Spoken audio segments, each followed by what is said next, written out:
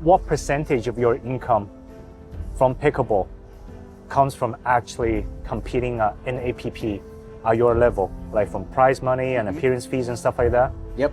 I would probably say that result, I was kind of expecting, oh, cool, maybe I can, get some good money back. And I think I got $240 prize money for that. For finishing top eight, quarterfinals, top slam at the biggest tournament of the year. And what's the registration cost for $250? So it didn't even pay for my registration fee. Okay, that was good. That's gonna look funny. I love that. So Naveen, in the previous episode, we talked about you coming through to the PPA from a 4-0, 4-5 to competing against the best of the game, Ben Johns, in both doubles and singles. Why did you not continue to compete at a PPA tour? And why did you decide to switch over to APP? It's a great question. There was a few moving pieces for me at the time that helped me sway my decision to switch tours. One of the main reasons, at the time I was still working quite a bit. And at that time, I was top 20, I was maybe 21 in singles or 20 in singles. And then I was top 50 in doubles. So pretty solid rankings. And the whole tour wars happened where MLP broke apart from PPA. And when that happened, it was a bidding war for players. I'm not sure if our audience remembers, but it was very crazy in terms of the PPA fighting for players and the MLP fighting for players. And what this did was it created contracts that were an immense amount of money that were promised to players. And it was kind of like just chaos, essentially. So when this was happening kind of over the weekend, I was starting this new job as the director of sales for this company. Okay, and so I you were was still working full time, just transitioning to a new job. Yeah. And I was in New York City in a briefing room with our team to structure out our next year of what markets are we going to tackle? What am I in charge of? So we were basically in a room just fully planning out our year for the company. And my phone is just blowing up with all of this stuff happening. And I'm thinking to myself, holy crap. Like, I was trying to half look at the whiteboard with us planning stuff out, and I'm looking down at my phone under the table. And I was like, at the time I didn't have an agent or anything. I was just playing. Yeah. And I was like, how do I get involved with this? Who do I talk to? So I'm trying to send DMs out, but I just didn't know who to reach out to. And, and I started thinking like, dang, this kind of stinks because I wasn't getting any phone calls.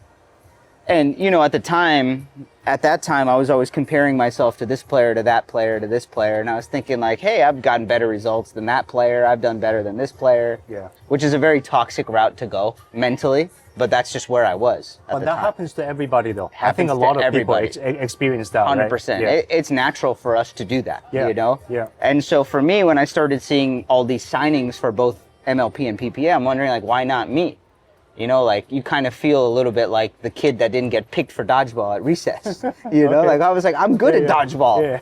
So, meanwhile, that's happening where I'm in this briefing room, not caring about the company structure, trying to maybe get a contract or a deal, no agent. And I ended up not getting a contract offer or anything. Not from anybody? Not from anybody. Wow. And so for me, that got me pretty down in the dumps.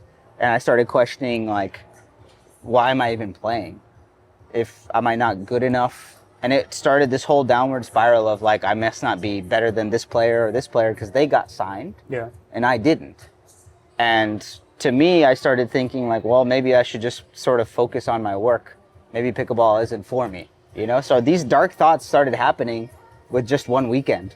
And I just thought like, no, this is crazy. Why am I thinking about myself like this, But that's how the PPA was formatted at the time. And this tour war caused all this chaos to happen. So I wasn't picked. And that was a big bummer for me. But I thought, I'm not going to give up.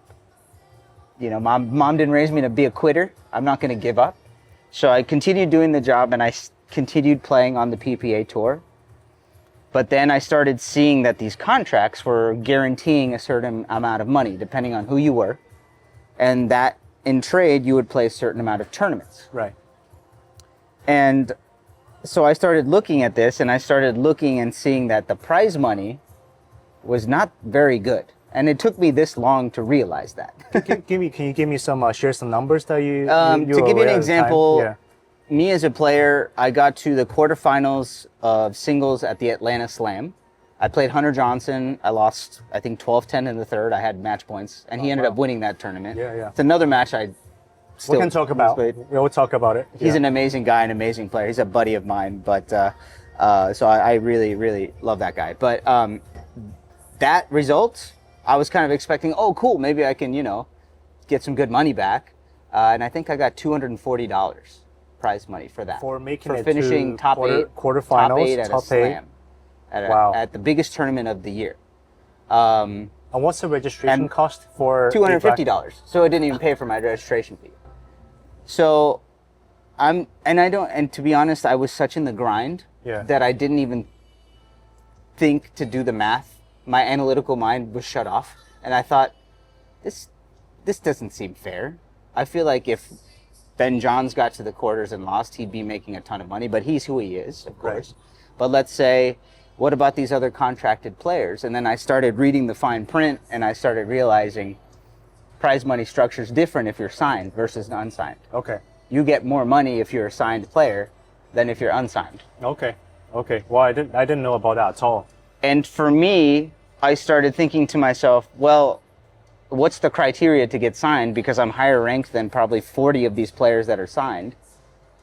So that combination, I was like, well, why am I getting punished for being higher ranked and not getting contracted? Yeah. And then I started thinking about, like, why are there even contracts at all? Why is this set up like the NBA, or why is this set up like an NFL? In my mind, and I'm biased because I come from tennis, I think it should be a massive prize pool, and may the best man or woman in their division win. And then the prize money is split for whatever you get placed. Just like tennis. Like the further you go in a draw, You get the more money. you get for your Because appearance, you have right? done better than the other players, so you probably deserve more money. Right. And to me, that seems fair. So why is it that this player gets X amount of money no matter what, and if they lose first round, they still get that money? And let's say you make it 4 rounds past them, but you get 1/8 of what they make. Right. That is why I thought there's got to be something better than this out there. I've lost a ton of money playing this for clout, for ego, for ranking, to put on my resume, but I'm just losing a ton of money. I wasn't picked to go play at recess, so I feel bad about that. And now that I look at this, I'm like, did I want to be picked to go play dodgeball? I don't know, because I can't make a living with this, doing the math. So I switched over to the APP tour, which that's at the time how they were functioning. You have a prize pool. If you win first, you get the most amount of money. If you get 8th, you get the 8th amount of money on the prize pool. Right. And then if you win, you get ranking points. Your ranking goes up. Run just like a tennis tournament. And I was like, that's fair. I'm going to go play that. That was ultimately why I switched over to the APP at the time. Was I wanted something that was fair to the players based off of performance and not a contract. And of course, this is coming with me from a chip on my shoulder, thinking I deserved a contract. But then all these years later, I think to myself, there shouldn't be any contracts, in my opinion. Yeah. Because I think it just creates a divide, and it kind of defeats the purpose of competitiveness in a sport, you know, because the best man or woman may not always win because they get guaranteed something. Yeah. Yeah. So like something that's a little closer to a true meritocracy based on Yes. your performance of a tournament, Uh-huh. you get a proportional amount of reward for that 100%. particular tournament. That's Yep. very interesting. So, you know, I think pickleball, people keep on saying pickleball is so new. It's not a soft game. Mm-hmm. I think when people say that, they typically, mean in a technical way, like Yeah. how to play the game, Yeah. what a meta is like for the game. But I also think, even from my perspective as a dad of a competing junior on the PPA junior tour, or even as an amateur, right? I do talk to people who are like in the 5.0s or 5.5s who are wanting to break into the pro scene. Yeah. And my son, for sure, he wants to become a pro player in the future. Yeah. What I've been struggling with on my side is seeing the path to the professional scene. Right now, it doesn't seem like there's a clear structure Yeah. or there's a clear pathway to it. Yeah. You talked about, you accumulate points, you get your rankings up, so you can put all of that information in a resume, and hopefully somebody will notice that and then pick you or sign you Yeah. for a team or get you signed for PPA, whatever it might be. It's similar challenges, I think, for the junior side as well. Yeah. Like, I don't know if they have a scouting team that are secretly like walking around the course during tournaments, like observing the juniors, or are they looking at the ranking, or what are they looking at? I don't know. Yeah. Do they have a program where they select certain juniors to be part of, so that they're at least guaranteed maybe a trial period of being a future pro at some point in time? Yeah. I don't know. That's a question mark for me. And I've talked to some other parents who also have kids competing at a PPA junior, and they also have similar question marks as well. So nobody knows. And for an amateur player, I mean, it kind of worked out for you. I consider you as a pro because your skill is there. Even though by the definition of professional, technically you have to make a living out of doing what you do. Yeah. So even though you are playing against some of the top pros, I but you are not do making a something. living. So Exactly. that's a very interesting dynamic there It is. too, right? It is. So if you're a 5.5 player, right, or like even 6.0 player, how would you go about? Is there like, what's the path to becoming signed by PPA? Is there like a path, or it's connections, or you have to pay them money to get pegged, or what? What's the path there? Over the years since that happened with me and the Tour Wars, there's more structure now. So there is a clearer path for pros to be signed by the PPA. And there's also different levels of contracts. So I was offered a contract eventually. This was right before I started playing the APP. By PPA, this was? Yes. Okay. But I turned it down because it was, in comparison to the Tour Wars contracts, it was no money given. I think I still had to pay registration fee. Not even free registration. Yeah. I'm not sure what the general contracts are now, but I believe they're similar, where it's zero guaranteed money, but it also depends on who it is, whose contract's whose. And I was doing the math, and I was like, I will go broke doing this, because the prize money, even if I got to the semifinals, each tournament, which is incredibly hard to do. It's hard to even win a first round at the PPA. Yeah. Right? Compared to the registration fees, the travel costs to get there, I will be in the red for every single tournament. And for me, I've already done that in 2023 and 2024. So why should I just do it all again? Yeah. And that was the reason I didn't go forward with it and switch to the APP, was because of that. So now there's more of a path where it's like, if you reach, there's the PPA Challenger now, where you can play those and accumulate points.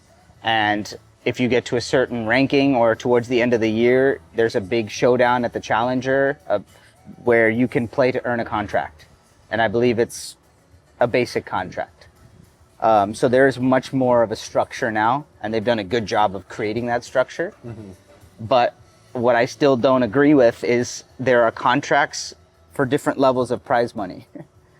So, really? Yes. Okay. So there's the gold contract, which are like the star players have, like Tyson, Ben, Annalie, Federico. Yeah. Those that are the top players, but have also, I believe they're trying to reward loyalty that stayed with the PPA through the Tour Wars. Yeah. And just have been playing on the PPA for a while. Yeah. And then there's the standard contract, and then there's the futures contract. Those are the junior coming up and... Yeah, essentially. Okay. And then the challengers playing. Okay. That can earn a contract, I believe, are either standard or futures contracts.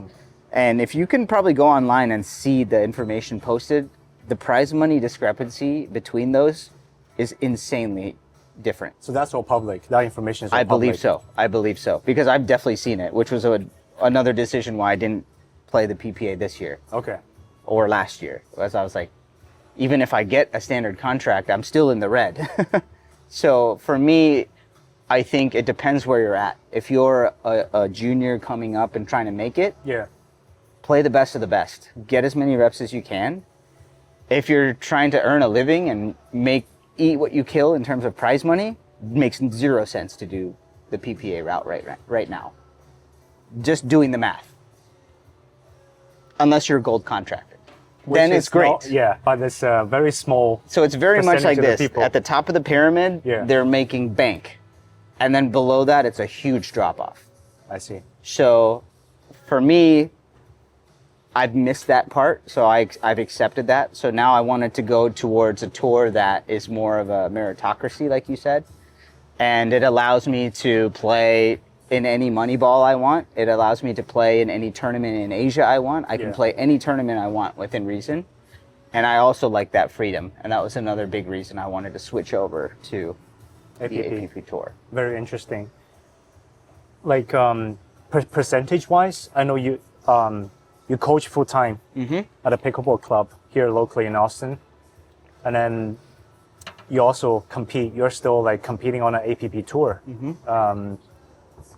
In terms of like, this is for people who are maybe they're in their early 20s or late teens who are wanting to break into the pro scene. From a financials perspective, what percentage of your income from pickleball comes from actually competing in APP at your level, like from prize money and appearance fees and stuff like that? Yep. I would probably say, does that include sponsorships and everything? Or just prize money? Just prize money, yeah. Maybe we can break it down, like your coaching percent, like, and your sponsorship deals and like actual prize money. Like, what would that breakdown look like for our audience? I would say 25% prize money. Okay. 20 to 20. I'd probably even say 20%. 20% prize money. 20% prize money, and then I would say 60% coaching, and then probably even 70% coaching, 30% sponsorships. Wow. I asked this. Thanks for sharing that. Or between those two, making 100 between sponsorships and coaching. Yeah. 70% is coaching and 30% is sponsorships, and then the other is like prize. Yeah. Okay. I asked this because I think a lot of people who are aspired to become pros, especially the juniors, they're probably more exposed to the highlights, the glamour of becoming pro. Yeah. Usually coming from the gold contracted players. Yeah. I mean, for sure, I'm sure there's a lot of money to be made. Yeah. Once you make it into the gold club. Yeah. But it sounds like, if you're just wanting to be a normal pro, or even in your case, you're still like, top 15, right, within APP. To make a living, just competing by itself, even with sponsorship, is not enough. You pretty much have to do a lot of coaching and other stuff to kind of make your ends meet. 100%. Yep. 100%. And the glamorous life of the top is what you should dream about. That's what you should shoot for as a goal. But it's not easy to get there. They are very, very good. And they consistently perform well. And not to say you can't get there, but it'll take a lot of hard work. But that's exactly the dream you should have, is shooting for something like that. But because this sport is so new on the professional side, things can change. I don't know what PPA structure is going to be in 5 years from now. Okay. I don't know what APP structure is going to be 5 years from now. It's actually changing, which will be a topic for another podcast.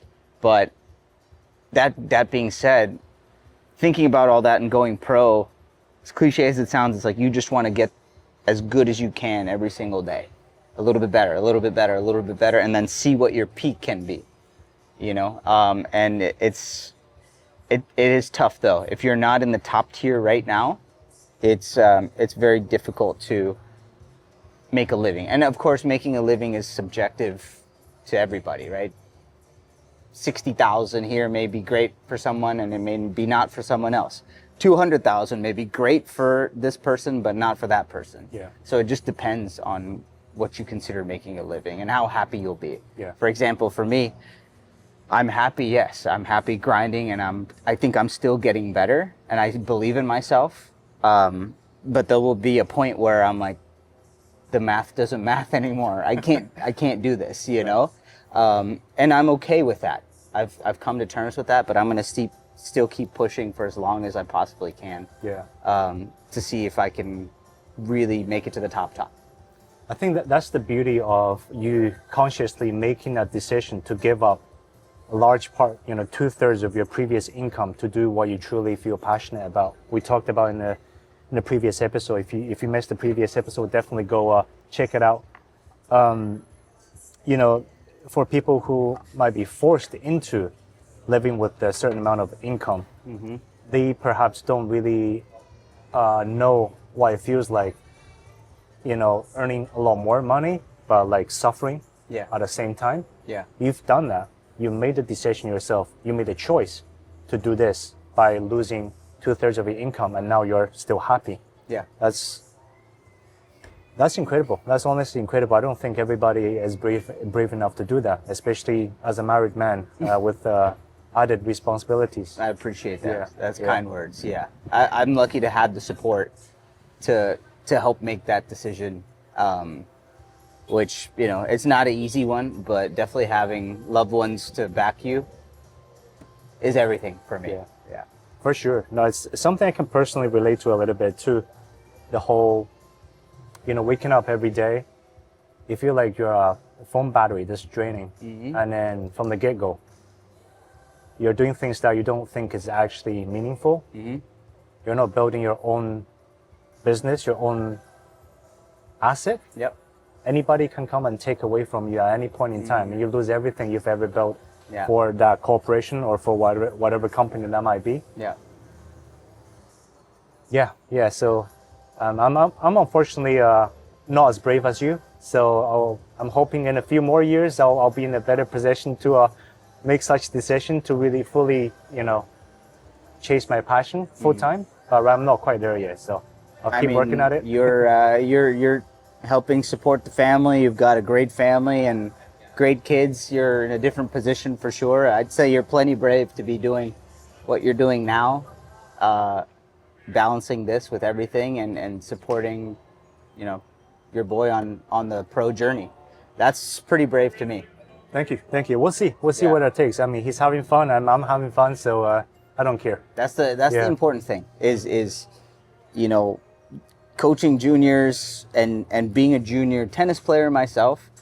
I've seen a lot of really talented kids get burnt out and just not want to play anymore. I think they could have made it really far in tennis, but they just stopped playing when they were 13, 14. Yeah. And that's something really to keep in mind that it's easy to lose track of, is like keeping it fun, keeping it motivating for your kid to want to get better every day. To close this episode out, Naveen, how long, so you mentioned that your goal is still to try and test out your peak.